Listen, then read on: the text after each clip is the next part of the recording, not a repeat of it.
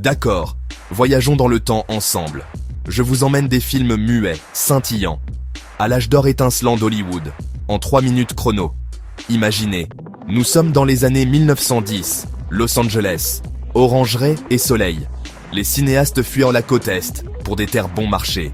Ils veulent des cieux ouverts et une lumière toute l'année. Un quartier endormi, Hollywood, devient un terrain de jeu de production. Studios apparaissent, Paramount, Universal, Fox. Ils ne font pas que des films, ils construisent des usines à rêves, l'ère du muet, bébé. Les acteurs parlent avec les yeux, le visage, le corps. Charlie Chaplin arrive, chapeau melon, canne, Buster Keaton, cascades époustouflantes. D.W. Griffith, épopée massive. Année 1920, palais du cinéma sur chaque rue principale. Aller au cinéma devient un rituel hebdomadaire. Puis, boum, le système de stars. Studio signe des acteurs à des contrats en béton. Greta Garbo devient le mystère. Rudolph Valentino devient la passion. Le public aime des visages géants. Mais le vrai rebondissement, le son.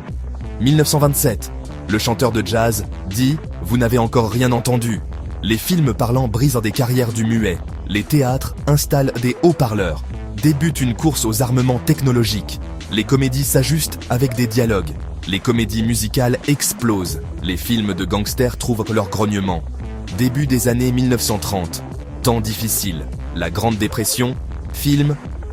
Échappatoire bon marché. Studio s'intègre verticalement. Production, distribution, cinéma. Le code Hays réprime sexe, crime, chaos moral. Les cinéastes deviennent astucieux. Insinuation. Scénario plus intelligent. Coupe plus nette. L'âge d'or brille. Fin 1930-1940. Hollywood à plein régime. Technicolor émerveille. Le magicien d'Oz, autant en emporte le vent. Comédie loufoque comme New York Miami pétille. Film noir arrive, ombre, Fedoras, fatalisme. Titre phare, assurance sur la mort. Le faucon maltais, Casablanca, un piano, un adieu. Une histoire d'amour déchirée par la guerre.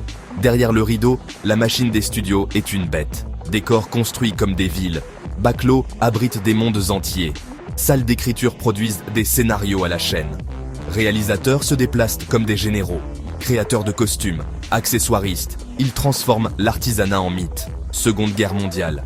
Hollywood se mobilise. Stars vendent des obligations de guerre. Actualités maintiennent le moral. Films de propagande maintiennent le moral. Mélodrames du front intérieur maintiennent le moral. Après la guerre, décision de la Cour suprême casse les monopoles. La télévision scintille dans les salons. L'ancien système commence à vaciller. Mais ça, c'est le chapitre suivant. Alors, qu'a inventé Hollywood? Pas seulement des films, un héritage. Quelques heures dans l'obscurité peuvent réinitialiser votre monde.